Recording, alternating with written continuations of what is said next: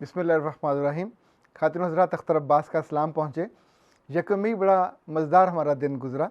हम लाहौर से कोई 2 घंटे की ड्राइव पे एक अमरूदों के बाग में पहुँचे जो फैसलाबाद के बिल्कुल करीब वाक़ था। वटुआ एक इलाका है वहाँ पे, और वहाँ पे कोई 60 से 70 नौजवान जमा थे जो पाकिस्तान भर से आए हुए थे। इनमें से बेशतर बच्चे वो थे, जब सारे बड़े हो गए हुए हैं, कोई डॉक्टर था, कोई प्रोफेसर था, कोई बिजनेसमैन था। ये सारे वो लोग थे जो 90 की दिहाई में फूल से वाबस्ता थे, और अब माशाल्लाह इतने बरसों में उनकी मोहब्बत अब भी आपस में जुड़ी हुई थी। पर कोई उसमें कानूनदान बन गया, कोई कॉलम निगार बन गया, कोई राइटर बन गया, कुछ पब्लिशर बन गया, तो सबकी अपनी अपनी जहतें थीं। कुछ अफसर बन गए। जब उनके तारुफ़ का मरहला आया तो हर आदमी अपना तारुफ़ करा रहा था। उस तारुफ़ में कुछ ख्वाहिशें थीं, कुछ ख्वाब थे, कुछ आरज़ुएँ थीं। जब मेरी बारी आई और उस वक्त हम चूँकि बिल्कुल बाग के बीच में बैठे थे, और बाग अमरूदों का बाग इस मौसम में उस पर फल नहीं होता, फल उतर चुका होता है। आरज़ू से फल नहीं लगते, फल अपने वक्त पे लगते हैं, अपने मौसम के लगते हैं। तो मैंने उनसे गुजारिश की कि अमेरिका में एक दफ़ा एक बहुत बड़ा जो नोन आदमी था, नोबेल उसका नाम था, वो सुबह जब सो के उठा तो उसने अखबार में ख़बर पढ़ी, इसमें लिखा हुआ था कि दुनिया को बारूद का तोहफ़ा देने वाला मर गया। और दूसरा अखबार में सुर्खी ये थी कि मौत का सौदागर बिलाखर मौत के हवाले। अच्छा, इसी तौर पे जितनी सुर्खियाँ थीं वो सब एक यूँ समझे पूरी कोई नफ़रत वाली थी, कोई बहुत हमदर्दी वाली नहीं थी।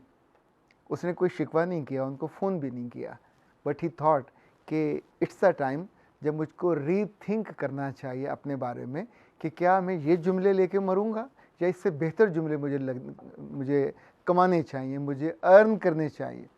तो इनफैक्ट उसके बाद ये हुआ कि उसकी पूरी बाकी ज़िंदगी बर्बादी की बजाय अमन और संवारने की तरफ लग गई। और इस वक्त भी दुनिया में जो सबसे बड़ा इस वक्त भी दुनिया में जो सबसे बड़ा अवार्ड है वो नोबेल का वही अमन अवार्ड है, जो उन साहब ने जो कभी मौत के सौदागर थे उनके नाम पे शुरू हुआ, चलता रहा और चलता रहेगा, और उसकी सबसे ज़्यादा वक़्त है। कहना ये है कि आप किसी छोटे दायरे में काम करते हो, किसी बड़े दायरे में काम करते हो, किसी छोटे शहर में रहते हो, किसी बड़े शहर में रहते हो। जहाँ हम गए थे, आबिद कादरी साहब, ये यानी यूँ समझे 20 साल पहले, जब ये she was quite young boy और उस वक्त बहुत सादा से थे। अब वो अमरूदों के बागात का ठेका लेते हैं, उनको बेचते हैं, अपने बच्चों के साथ खुश रहते हैं। पर उनके अंदर आरज़ू अब भी उस मुशक्क़त और मेहनत करने के बावस्फ़ अब भी यही है कि वो पढ़े लिखे लोगों के साथ जुड़े रहें। अब उनके पास वक्त भी नहीं होता होगा कि वो कोई कहानी लिख सकें, कोई अखबार पढ़ सकें, लेकिन जो वो कर सकते थे वो एक बाइंडिंग फोर्स बने। उन्होंने कासिम सुरैया को साथ में लाया, उन्होंने लाहौर से लतीफ़ खोकर साहब को साथ में लाया, और यूँ एक ऐसा काम किया जो इससे पहले किसी ने किसी बाग में कोई अदबी और इल्मी चौपाल नहीं सजाई होगी। वहाँ जितने देर हम ठहरे उसी हवाले से पुरानी बातें होती रहीं। तो मैं ये सोचता रहा कि मैं आपसे ये बात करूं और कहूं कि ज़िंदगी में ऐसी महफ़िल सिर्फ़ 2 घंटे नहीं होती, ये बाज़ दफ़ा आपकी ज़िंदगी के 20-30 सालों पे मुहित होती है। ये दोस्तियाँ एक दिन में नहीं बनती, ये ताल्लुक़ एक दिन में नहीं बनते।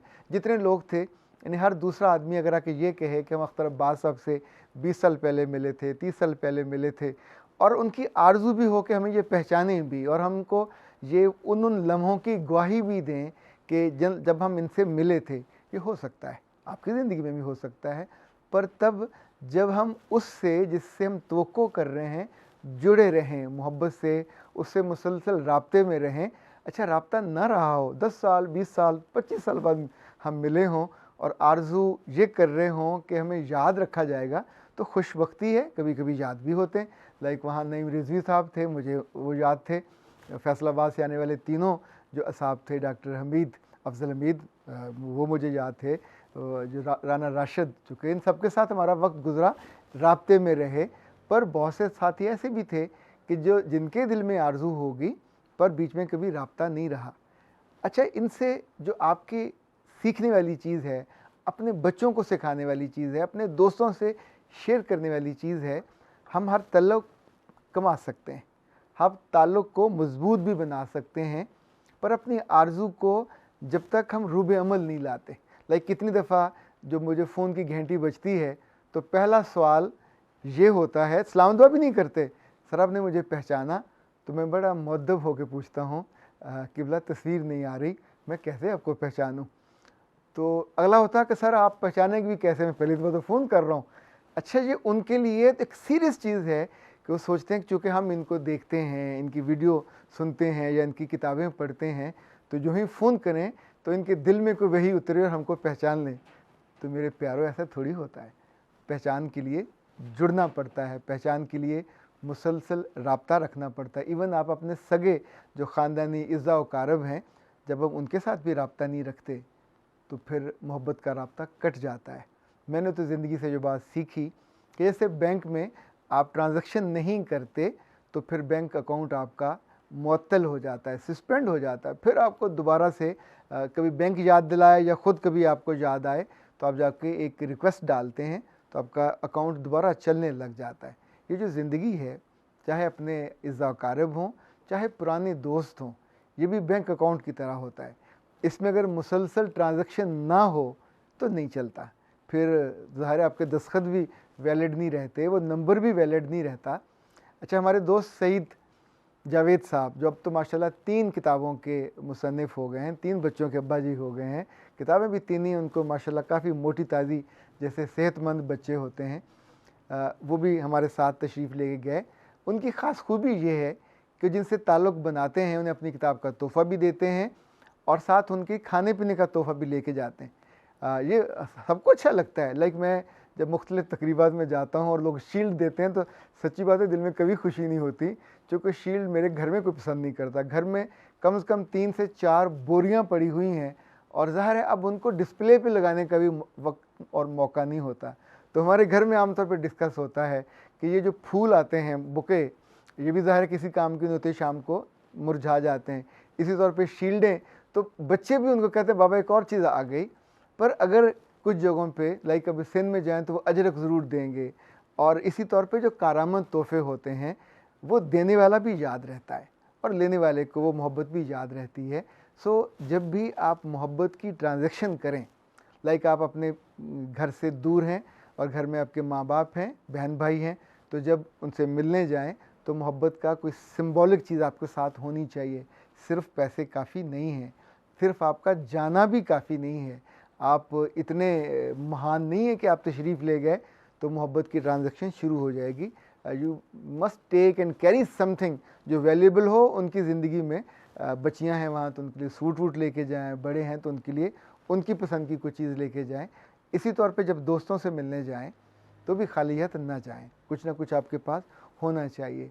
मोहब्बत के 2 बोल उसके बाद वो सवा हो जाते हैं, पर इसको भी रिवाज बनाना चाहिए और इसको मामूल बनाना चाहिए। वहाँ सब लोगों को ये याद रहेगा कि प्रोग्राम में उनको बोतलें पिलाई गईं, पानी पिलाया गया, बिरयानी खिलाई गई। अच्छा, इन सब चीज़ों पे ख़र्च उठता है, ये ख़र्च पैसे का नहीं होता, ये ख़र्च मन का होता है। अगर खाने वालों ने उसको याद रखा, उसकी तहसीन की, तो अगली दफ़ा दुगना ख़र्चा करते हुए भी आपको दुखता नहीं है, चूँकि ट्रांज़ैक्शन मुसलसल हो रही है। और ये ट्रांज़ैक्शन तारीफ़ की भी हो सकती है, तहसीन की भी हो सकती है, उनको दाद देने की भी हो सकती है और उनके साथ जुड़े रहने की भी हो सकती है। आप अपने घर में हों, अपने दफ्तर में हों, अपने दोस्तों में हों, लोगों से जुड़े रहा करें और दिल पे पत्थर रख के नहीं, खुश दिली से उनके कामों की तारीफ़ भी किया करें, उनकी तहसीन भी किया करें। और अगर कोई नया काम करता है तो उसको बाकायदा यानी क्या कहना चाहिए, वार्म वेलकम भी करें और उसको बकअप भी करें। ये आपके ताल्लुकात की खूबसूरती और डेप्थ सबके लिए बहुत लाजिम होगा। और जिनकी बीवियां हैं उनको भी फार ग्रांटेड ना लिया करें, यानी वो बेचारी मुफ्त में बीवियां का रोल निभा रही होती हैं, उनके लिए भी कभी कभी कुछ अच्छा करना चाहिए। और वो जो बीवियां हैं उन्हें भी सिर्फ एक ही काम आता है, हर वक्त गुस्सा दिखाना, नाक पे धरा हुआ होता है, हर बात पे शिकवा करना।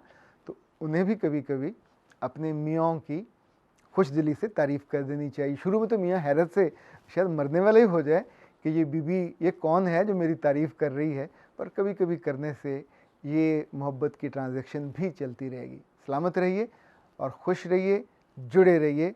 अख्तर अब्बास की तरफ से अस्सलाम वालेकुम।